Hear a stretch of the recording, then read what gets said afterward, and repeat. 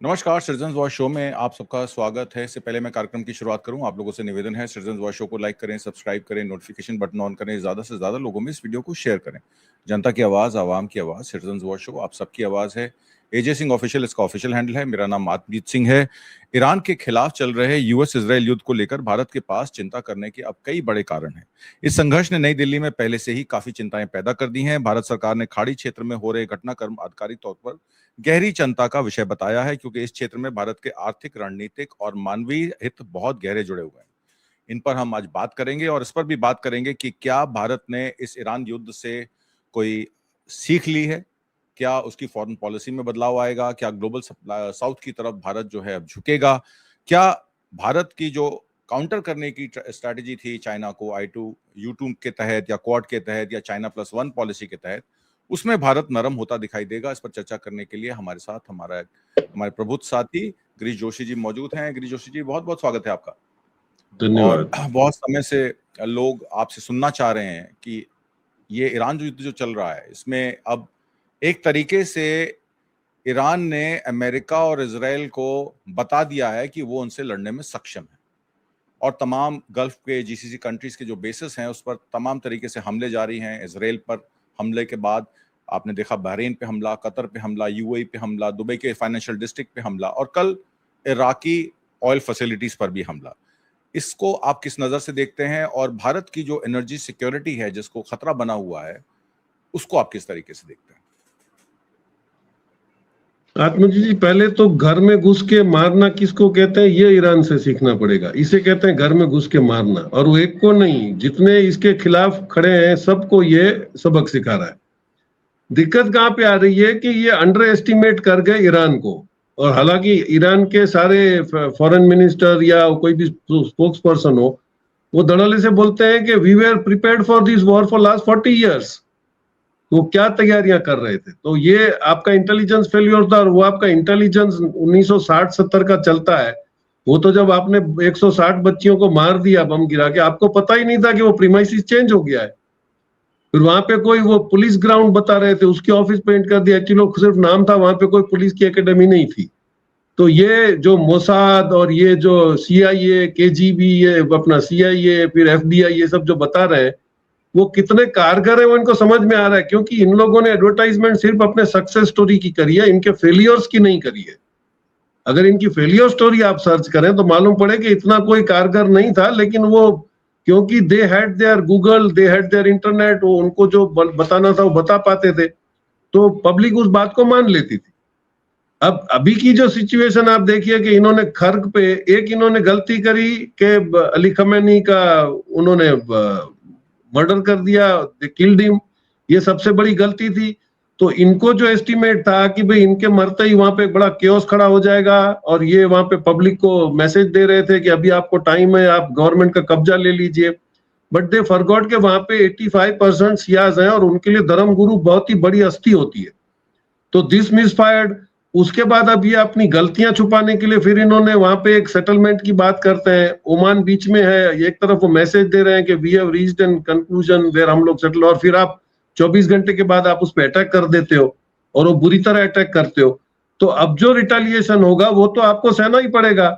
और इसको जो घमंड था, जो जिस बेस पे इन्होंने अपने जो सिक्योरिटी एंटी बैलिस्टिक की जो सामान बेचा था, आयरन डोम था या डेविड्स लिंक था या एरो था, उसके तो फचड़े उड़ा दिए इन्होंने, क्योंकि दे नेवर न्यू कि काफी टाइम से रशिया और ईरान इनके कामाकाजी ड्रोन को अपग्रेड करके कैसे ये कर रहे थे। उसमें चाइना भी ज्वाइन हुआ, तो चाइना का भी ब्रेन लग गया उसमें।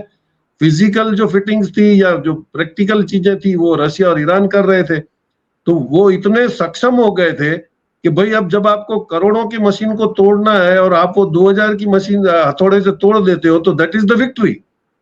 तो अब ये अमेरिका की समझ में तो आ रहा है, लेकिन अभी भी वो गलतियों से सुधरने को तैयार नहीं। अभी देखिए आपने इसने खर्क पे अटैक किया, आइलैंड पे, उसमें भी इसने लिमिटेड तो उतना रखा हुआ है, क्योंकि इन्होंने पहले बोला कि जिस जिस चीज पे हमारे पे हमला होगा हम उसकी पूरी आपकी पेरीफेरी पे हमला कर देंगे, जहां जहां आपके एस्टेब्लिशमेंट है वहां पर भी करेंगे।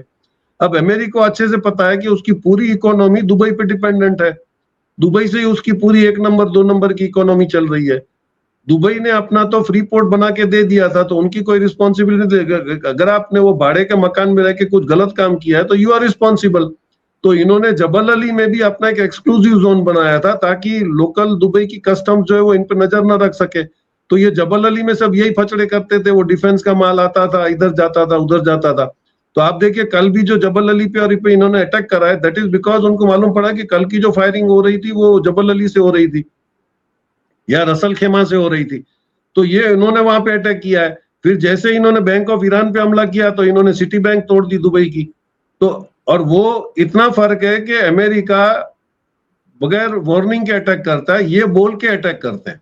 इन्होंने एयरपोर्ट के लिए भी बोला था कि इसको बंद कर दो, हम इनको आपको चलने नहीं देंगे। फिर आप देखिए कि जैसे वहां से मूवमेंट होती है तो कई देर से आप देखिएगा कि इनके एयरक्राफ्ट जो सऊदी अरेबिया, बहरीन, कतर, इनके जो एयर स्ट्रिप्स यूज करते थे वो काफी टाइम से बंद है।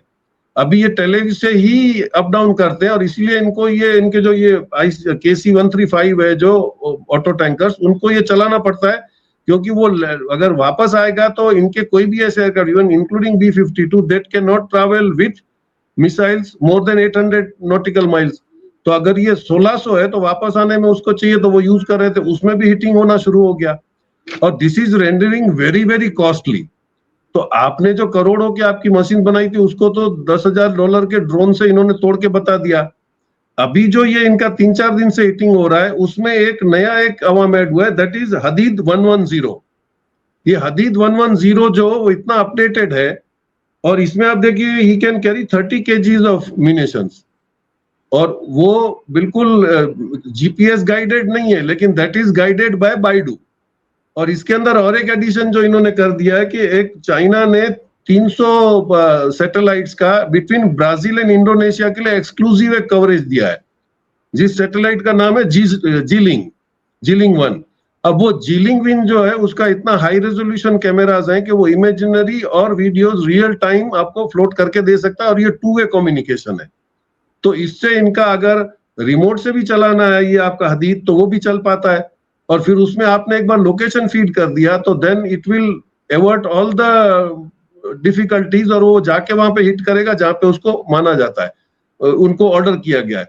अगर वो नहीं है तो that can be transfer to manual. और ये देखिए कि 350 की रेंज है, मतलब वो तेहरान से नहीं गया है, वो बिल्कुल लेबनान से गया है या बेरूत से गया है। तो जब हजबुल्ला भी एक्टिव हो गया है और हजबुल्ला तो इनके नाक में दम इतने सालों से करके बैठा है, they are very well equipped, very well learned और उनको एग्जैक्टली पता है ये सब इंस्ट्रूमेंट्स कैसे इस्तेमाल करने। अब इस माहौल में तुम और दादागिरी कम करने का या रास्ता ढूंढने की बजाय अभी तुम बोलते हो कि अब हमारा वहां से ये ट्रिपोली निकल चुका है। अब ट्रिपोली पड़ा है आपका मलेशिया के पास, कहीं इंडोनेशिया के पास, वहां से निकल के आते आते ही उसको एंटर तो करना पड़ेगा स्ट्रेट ऑफ हॉर्मोन से। अब वहां पे तो आप लाइव मैप देखिए तो वहां चलने की जगह ही नहीं है, सारे टैंकर्स इधर उधर खड़े हुए हैं, सारे शिप्स खड़े हुए हैं। और फिर इन्होंने इतना अच्छा किया है कि जो अरामको की 2 रिफाइनरीज हैं कुंभ में, वो that is on the Red Sea side. तो रेड सी साइड में वहां से आपके कार्गो शिप्स को ये जाने दे रहे हैं। ऑयल टैंकर्स ज्यादातर नहीं निकल रहे हैं क्योंकि उनका रिस्क और उसका प्रीमियम बहुत ज्यादा है, लेकिन कार्गो शिप्स नहीं रुकी हैं, माल का सामान का आना जाना वहां से शुरू है। और वहां पे एक बहुत बड़ा चेक पॉइंट खड़ा है, दैट इज हुतीज। तो जैसे ही आपको अगर कुछ डिस्पोर्ट करना होगा तो यमन जब चाहेगा तब उसको बंद कर देगा, but they are allowing it on the humanitarian ground कि चलो वो जा रहा है माल। लेकिन उन्होंने बोल दिया कि इसमें तो आपको आने नहीं देंगे, तो स्ट्रेट ऑफ हॉर्मोन्स फिर पड़ा है, वहां पे शिप सारी फंसी हुई है, कोई निकल तो रही नहीं है, it is still as it is, they are there.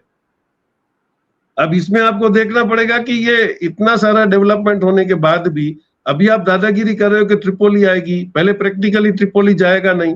अब इसमें आप देखिए, कुछ मैं कोई नेवी एक्सपर्ट से बात कर रहा था जो एक बार किसी टाइम में वो कमांडो रह चुके हैं, उन्होंने बोला ये गलतियां पहले भी अमेरिका कर चुका है। और एक डेविड बर्गर करके इनके जो मरीन कॉर्प्स कमांडर थे, 2019 में इन्होंने राइटिंग में गवर्नमेंट को एडवाइस किया था कि डोंट डू दैट, क्योंकि आप लोगों को, आपने इसको एक्सपेरिमेंट किया था 75 में, खुआ टैंक करके आइलैंड पे आपने अटैक किया था हेलीकॉप्टर से, उसमें 11 में से तीन तो मार गिराए थे और 38 पीपल वे डेड, क्योंकि खेमरूज का तभी उस टाइम पे वो रेजिम चल रहा था।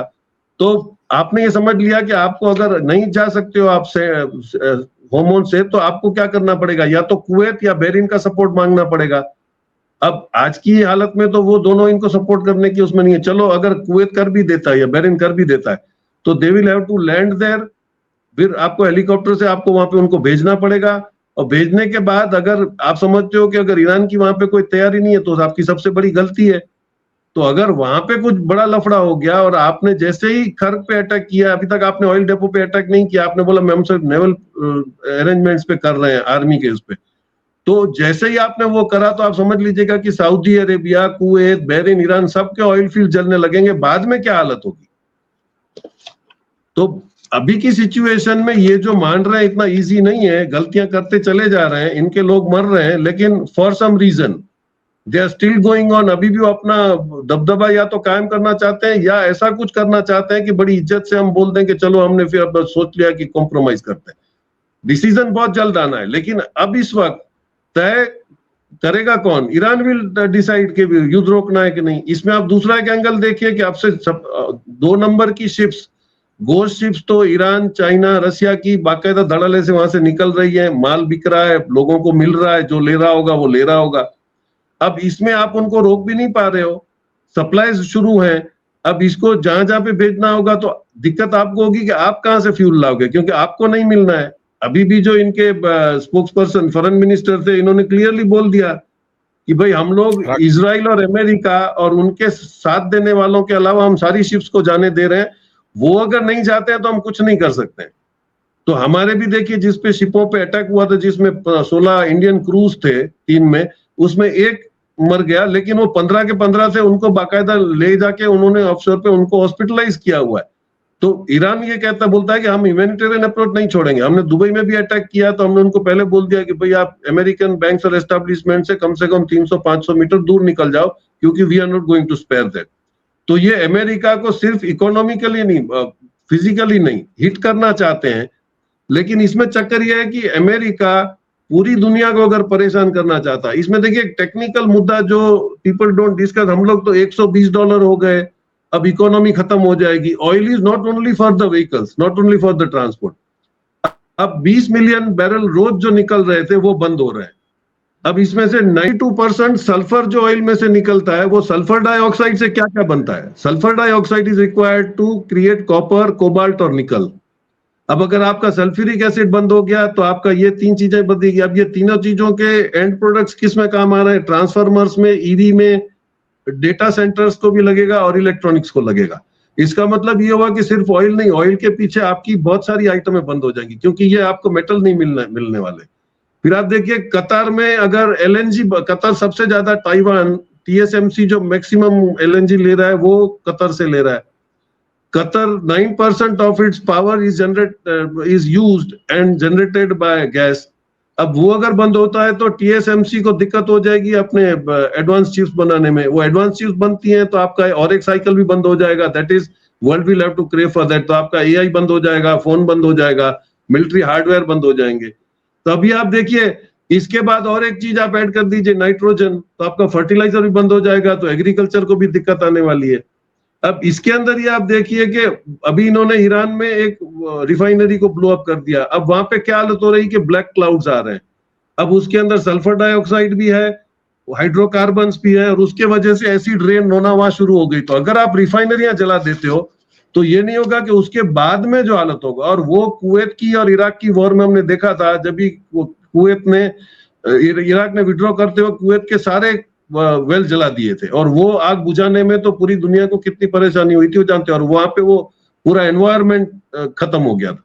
तो काफी कुछ कॉम्प्लिकेशंस है। इट इज हाई टाइम कि हम लोग बैठ के सब तमाशा देखें। नॉन अलाइंड कंट्रीज हैं या जो कंसर्न नहीं है, they should now start pressurising China, Russia and these powerful people to go and tell कि भाई अब बंद करो, वरना हम लोग बीच में कूदते हैं।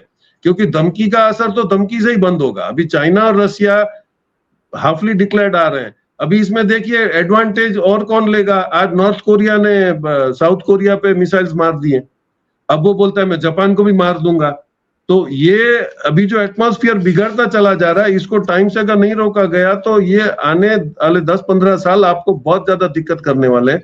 But now that world has to decide. जी, इसमें Indian foreign minister Seyed Abbas Araghchi ने यूनाइटेड स्टेट्स को एक्यूज किया है कि उन्होंने high mobility artillery rocket system यानी कि हिमर्स जो हैं वो पर्शियन गल्फ में खर्ग आइलैंड पर और अबू मूसा आइलैंड पर दागे हैं, और इसका इस्तेमाल उन्होंने यूनाइटेड अरब एमिरेट्स और सऊदी अरेबिया के। जी, तो मेरा सवाल सीधा सीधा ये है जी, मेरा सीधा सीधा सवाल ये है कि रस अल खमाए जो नॉर्दर्न एमिरेट की आती है, वेरी क्लोज टू दुबई, और दूसरा जो मैंने बताया आपको जो हिमर्स जो दागे इन्होंने अबू मूसा आइलैंड पे और खार्ग आइलैंड पे, इससे गल्फ स्टेट्स की जो आपस में एक अनिश्चितता बढ़ गई है या आपस में जो उनका विश्वास था वो कम हो रहा है, कहीं इसका फायदा तो अमेरिका उठा नहीं रहा है?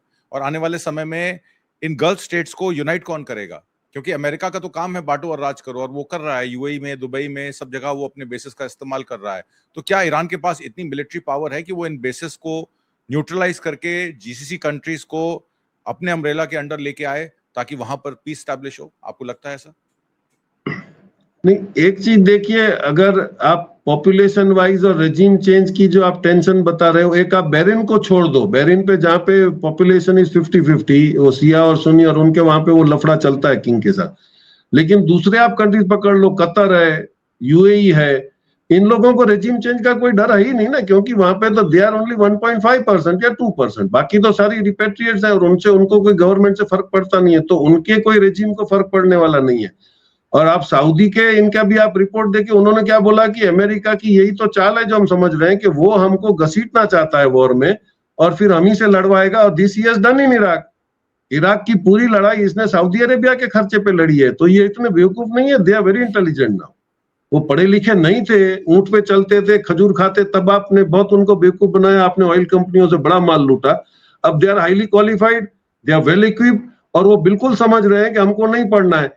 अभी ये जो बदमाशी लास्ट इन्होंने करी कि अभी तक तो ये बिल्कुल अपने सेंटर से अटैक करते थे, अभी जो रसल खेमा से अटैक करा है वो इन्होंने पब्लिक के उसमें से अटैक करा है, तो now they will have to decide कि भाई पब्लिक एरिया में से चले जाओ, क्योंकि ईरान अभी भी अपने आप को मान रहा है कि भाई हम लोग लोकल पब्लिक तो हमारे भाई है, हमारी बहनें, हम उन पे अटैक नहीं करना चाहते।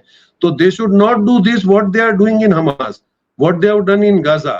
ये वही करते हैं कि सिविल पब्लिक में से बम्बार्डिंग करते हैं, रिटेलिएशन वो नहीं कर पाते हैं, तो ये उनको यूज कर रहे हैं। तो अभी वो वक्त आ गया जब इनको अपने कर्मी का फल भुगतने का वक्त आ गया, तो अभी ये चलेगा थोड़े वक्त, लेकिन ये हो गया है कि रशिया ने भी अपने आप को इसके इक्विवेलेंट तो सेटल करवा ही लिया है। Now, if they want to negotiate and get the settlement done, there is only one person in the world who can do, that is Putin. अब जो पुतिन के साथ इन्होंने करा था, जब रशिया से इन्होंने करा था, यूएसआर का, आज वो पलट के आ गया है, they will have to go there। और अभी इनको ये पता है कि अगर ताइवान पे अटैक कर देता है चाइना, कुछ नहीं कर पाओगे आप। अगर जापान अपने आइलैंड्स के जहां पे डिस्प्यूट चल रहे हैं वहां पे कुछ कर देगा, मतलब या तो ये वर्ल्ड वॉर में कन्वर्ट हो सकता है, लेकिन सबको इसका नुकसान पता है, तो I think there should be restriction. लेकिन हमारे जैसे कंट्रियों पे एतबार नहीं करेंगे कि we still do not know कि वेयर आर वी गोइंग। और दिक्कत हमको जी इसमें एक आखिरी सवाल मेरा बहुत जरूरी है कि क्या भारत जो है अपनी रिक्वायरमेंट्स को, जैसे कि ऑयल और गैस सप्लाईज के रूट्स हैं, उसको हेज करने की क्षमता में है ताकि अनइंटरप्टेड सप्लाईज फ्यूचर में मिलती रहें, चाहे वो गैस हो, एलएनजी हो या एलपीजी हो या क्रूड पेट्रोलियम? नहीं, हम तो अभी भी हमारे इलेक्शन के प्रचार में से और हमारे मेंटल ईगो का जो सिस्टम हमने सेटअप करके रखा है, आप एक सीधा सा समझिए, हम लोग ने आगे भी किसी चैनलों पे डिस्कस करा कि 2011 में अहमदाबाद, अपना बॉम्बे दिल्ली राजधानी में उसकी पेंट्री में आग लगी थी। उसके बाद इमीडिएटली गवर्नमेंट डिसाइडेड कि अभी रेलवे की पेंट्री कार्स के अंदर आप सिर्फ इंडक्शन स्टोव यूज करोगे। आपने पूरे रेलवे के स्टेशन पे आज आप देखिए तो गैस इज नॉट अलाउड, आपको ट्रेन में ले जाने का परमिशन नहीं है सिलेंडर का। तो वनरेबिलिटी आपने खत्म करी, आपका डिपेंडेंस खत्म हो गया। अब आप उसी को, आज आप इंडक्शन को प्रमोट क्यों नहीं कर रहे हो? आपने सोलर कुकर को प्रमोट किया था 50% सब्सिडी देके, तो इंडक्शन पे आप क्यों नहीं प्रमोट कर रहे? उसका रीजन है कि सिटीज के अंदर 85% आपके दोस्तों की पाइपलाइन लग गई है, अब वो बड़ा धंधा कर रहे हैं।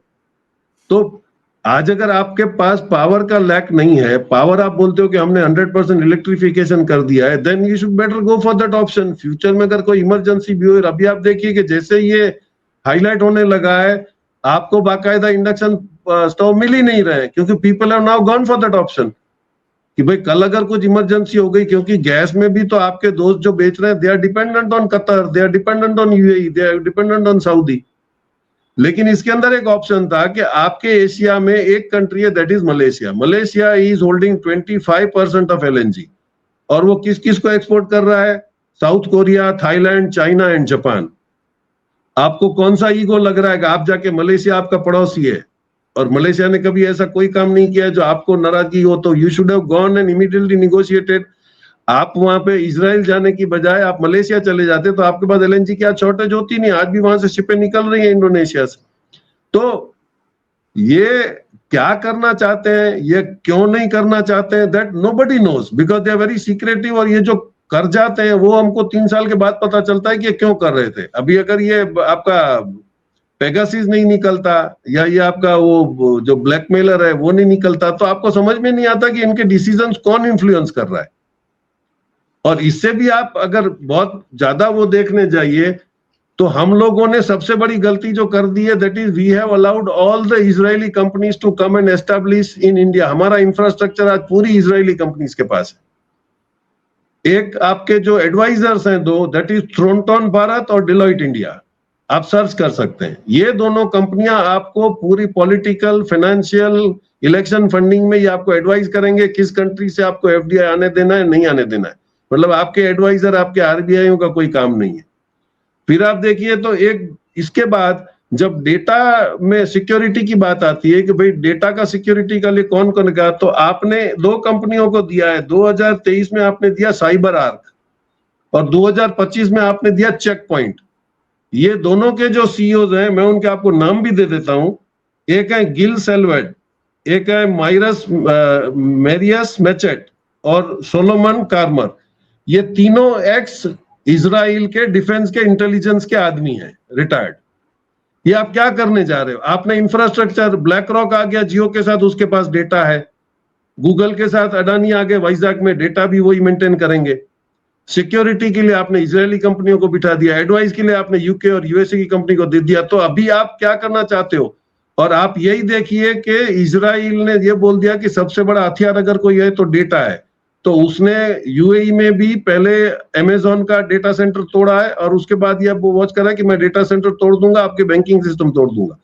तो कल अगर आपका यहाँ पे डेटा सेंटर कुछ भी मिसचीव करता है एशिया में, तो आप समझ रहे हो कि आपके ऊपर कितना बड़ा खतरा खड़ा है। तो nobody is asking that, nobody is talking on that, लेकिन अनफॉर्चुनेट फॉर इंडिया। लेकिन आपको ये बात करनी चाहिए कि भाई हमारी सिक्योरिटी में, आपने तो बोल दिया कि हमने डेटा के लिए, सिक्योरिटी के लिए हमने एक्ट बना दिया, लेकिन आपके एक्ट कितने कारगर है वो तो पब्लिक ही समझ रही है। आपने कितने कानून बनाए? आपने ऑपोजिशन को जेल में डालना और पार्टी तोड़ने के अलावा आपका कोई एक्ट काम नहीं आ रहा है। That is very evident on the road. तो मैं समझ रहा हूँ बुरे दिन हमारे लिए, अगर हमारा रेजिम चेंज या माइंडसेट चेंज अगर गवर्नमेंट ने नहीं करा, तो there are bad days ahead for us. हमको वॉर का तो पता नहीं है जी। स्ट्रेट ऑफ हॉर्मुज खोलने पर ईरान के फॉरेन मिनिस्टर ने ये कहा है कि non US, non Israeli, non allied shipping जो है वो अलाउड है। अब देखना यह है कि पेस्किशान से जो बात हुई थी हमारे प्राइम मिनिस्टर मोदी की, वो कितनी कारगर साबित होती है, कितने इंडियन शिप्स अब स्ट्रेट ऑफ हॉर्मुज से निकल पाते हैं। यही तय करेगा कि भारत की जो अर्थव्यवस्था है, भारत की जो एनर्जी सिक्योरिटी है, उसको मोदी सरकार कितना सीरियसली ले रही है। आज की परिचर्चा में भाग लेने के लिए और बहुत सारी महत्वपूर्ण जानकारियां देने के लिए गिरीश जोशी जी, बहुत बहुत धन्यवाद। नमस्कार। Thank you very much.